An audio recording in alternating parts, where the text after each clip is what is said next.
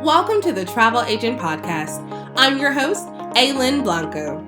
I interview successful industry professionals and share my personal journey to becoming a travel agent. The show is for aspiring travel agents and travel professionals at every level.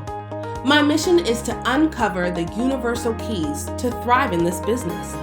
Join me as I take a closer look into the life of a travel agent. Hello and welcome to another fabulous episode of the Travel Agent Podcast. Today, like every other episode, we have an amazing guest, and I'm going to let her introduce herself.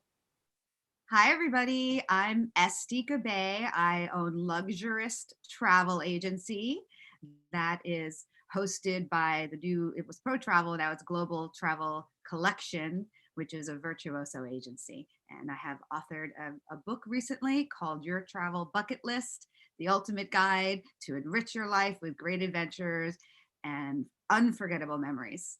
How are y'all doing? Awesome. So let's get started. I always ask the first question is how did you get started in the industry? Well, it's interesting because when I really reflected back, my first start was actually that I wanted to go on spring break in college. And I saw a flyer on a wall somewhere that said, if you can grab a group and get a group to a spring break trip in Cancun, you go for free. So that was my first group trip, back. That'll do it. Right? You know how they say when you're trying to think about what you're good at and what you should do next in your life, like think about what you did when you were younger that you really enjoyed. That was kind of, I guess that was it right there. But fast forward many, many years later, I went from a business that I had while I was raising my kids and married with my kids. That was a women's workshop and retreat business. And I did it out of my backyard of my home and from a vacation rental that I had nearby. I would hold retreats there. And then when I moved out of my home and into my vacation rental, I said, oh God, I have nowhere to do these retreats. So I said, I better learn maybe how to do them somewhere else. And that's how I started looking into travel through that aspect. And then I also kind of fell in love with the leisure travel business in general. So that was about 3-4 years ago. I don't know. Do you count this COVID 9 months in the number? I'm not sure. Don't count it. So what have you learned? What's probably been the biggest lesson that you've learned from starting your business before COVID, right? And what your pivot or what you've done kind of after COVID? Good question. I think number one, what was absolutely true of me, and I'm a real go-getter, like full on go-getter, is that it takes like a good 3 years to establish a business. And so I think it's important to let everybody know that, don't quit your day job. Don't stress about it. Just let it take its time to build. Because, especially people who already know you and know that you're just getting into this business, they can't trust you yet. They know you just started, right? But 3 years through talking, leaving Facebook posts and pictures of travels and happy clients and things really gives you legitimacy. And then your business will, I think, really take off. Mine did. And then after COVID, it took off actually right before COVID. And then I had to return all those bookings, like my biggest month of the year. I had to return all the bookings. But that's okay. I learned, and it's kind of really the same lesson, that this is a long game. So just stick with it. After COVID, we're going to have a huge rush of people wanting to travel. So if you can stick around, you'll reap the benefits. So is there anything as far as like the actual business of travel and owning a business, is there anything that you found in kind of the downtime that you were able to kind of build a stronger foundation? Or did you realize that you had the systems and things in place to continue to handle the influx of new travelers that will be coming?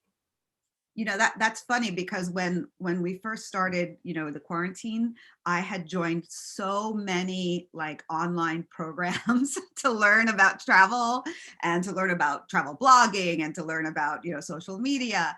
And there was like 8 of them. There was too many. And so I've learned to cut it down.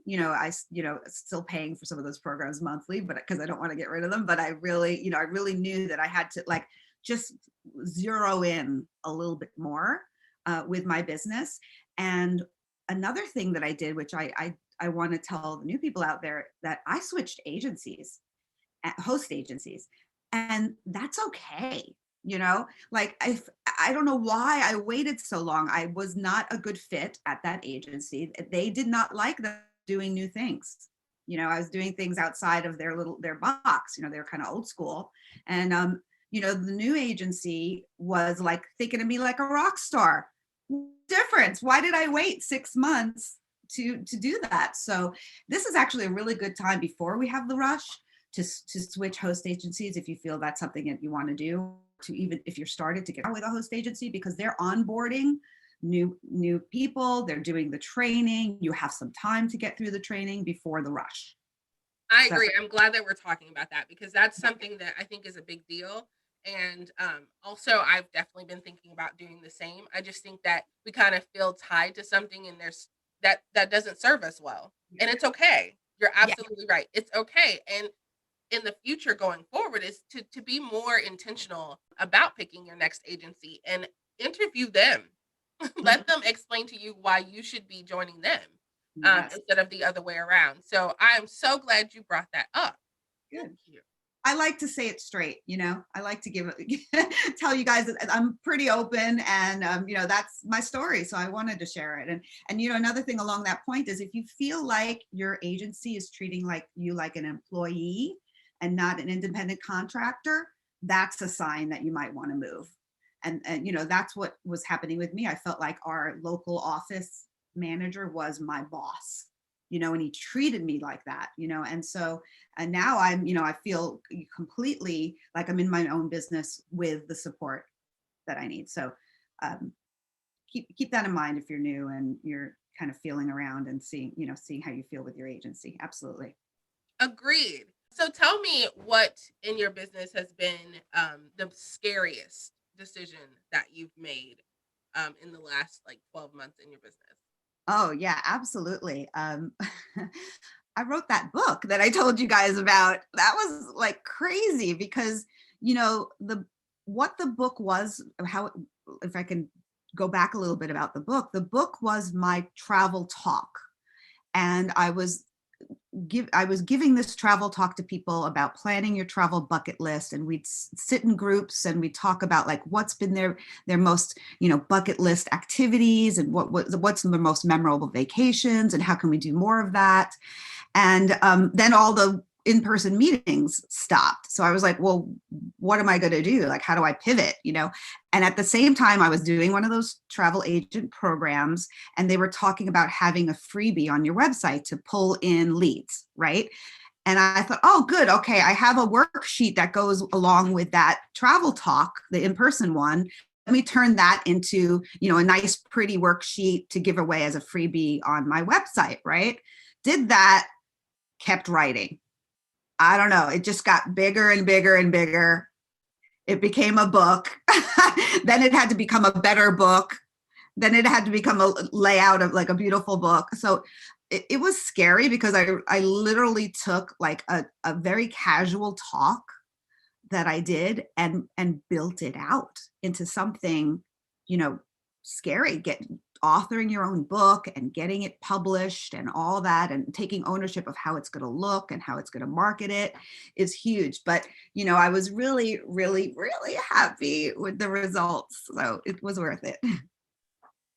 I love that so much, because I think a lot of times we kind of stay, like you said, in that box, and we allow other people to keep us in a box. But in this particular situation, you allowed yourself the grace to be able to continue something that's super scary. Yes. So congratulations.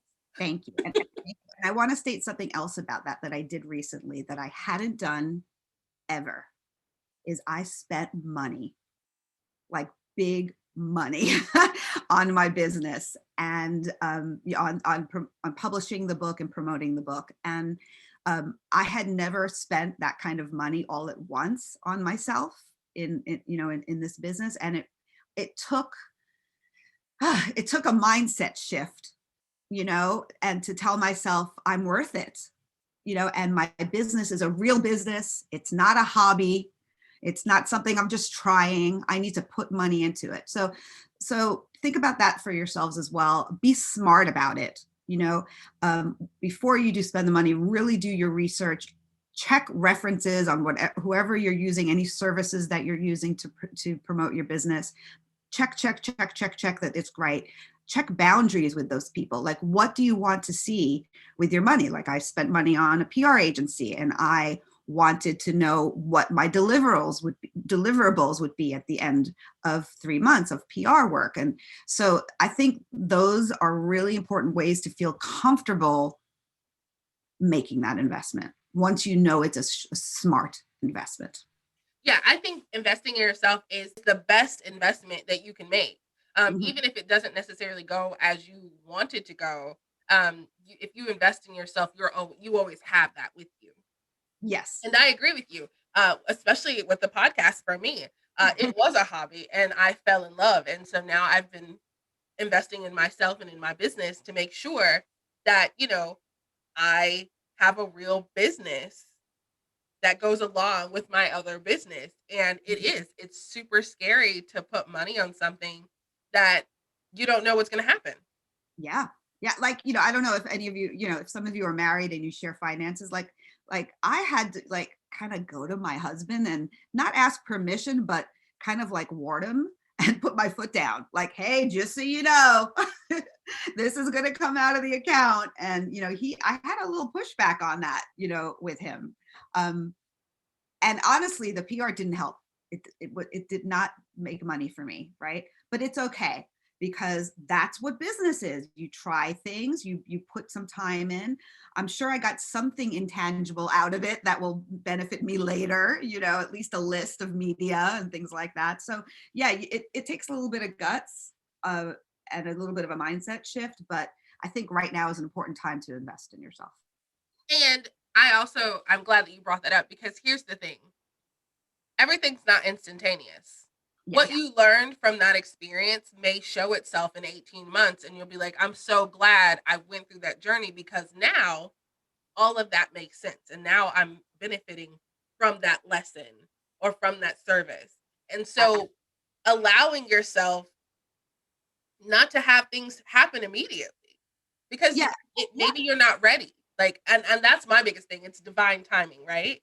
Yeah. And sometimes, I heard this with my book, Mastermind Group. They said, fail forward, right?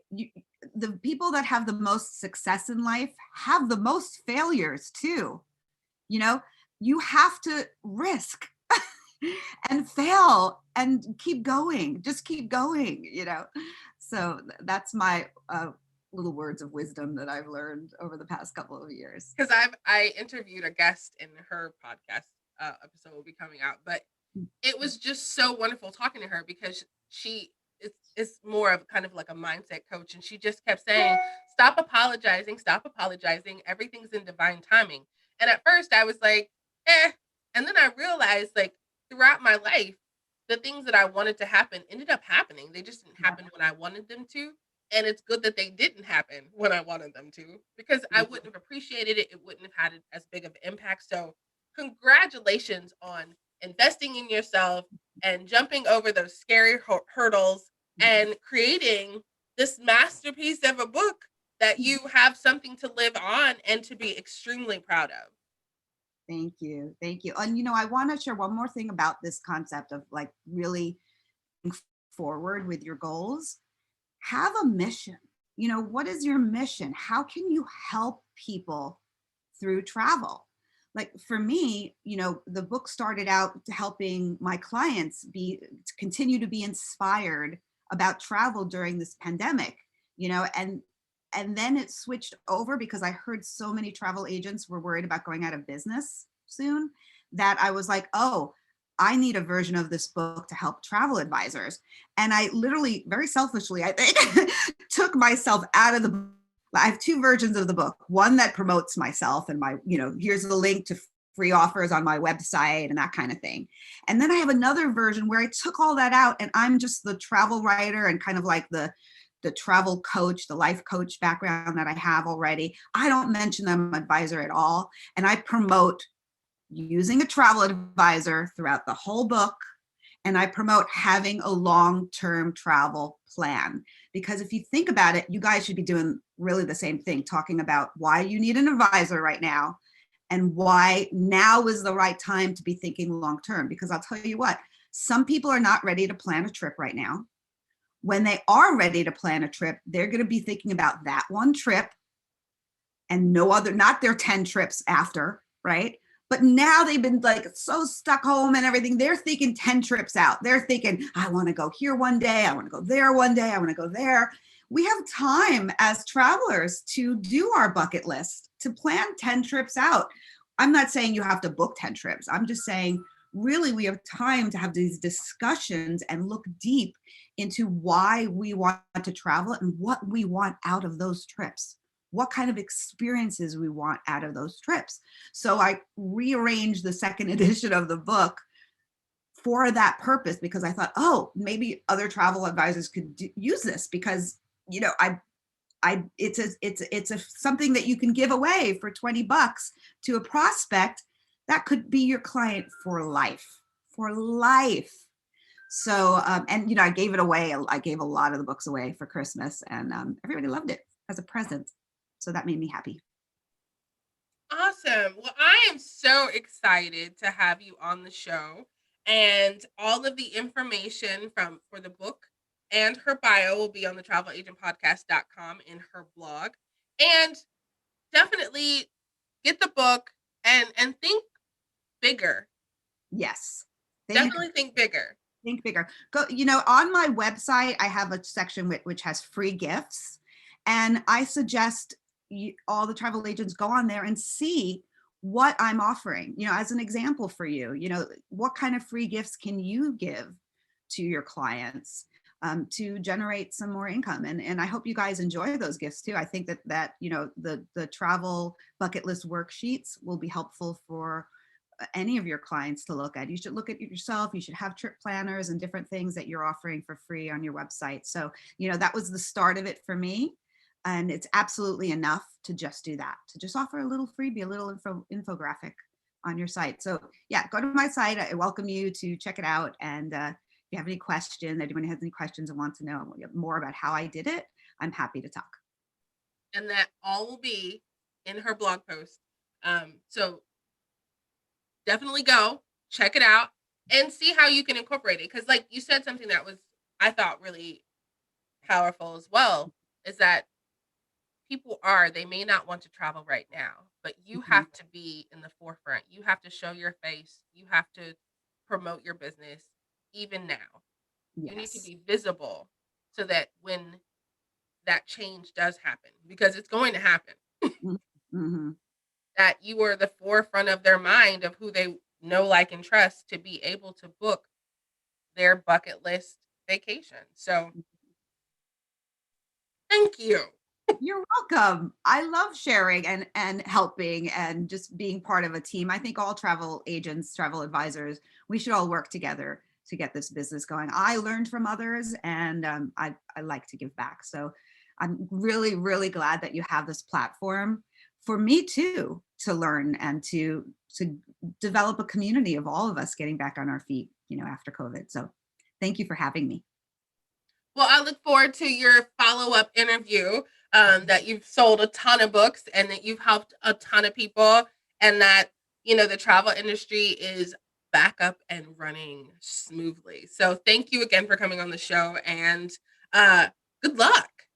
Thank you. Thank you. I'm so happy that you had me on the show. Thanks so much. Thank you for joining the Travel Agent Podcast. Don't forget to subscribe, rate, and review. Visit thetravelagentpodcast.com for more information about today's episode and other travel agent resources. Be sure to tune in every Thursday for new episodes. Until next time, continue to build a travel business you love.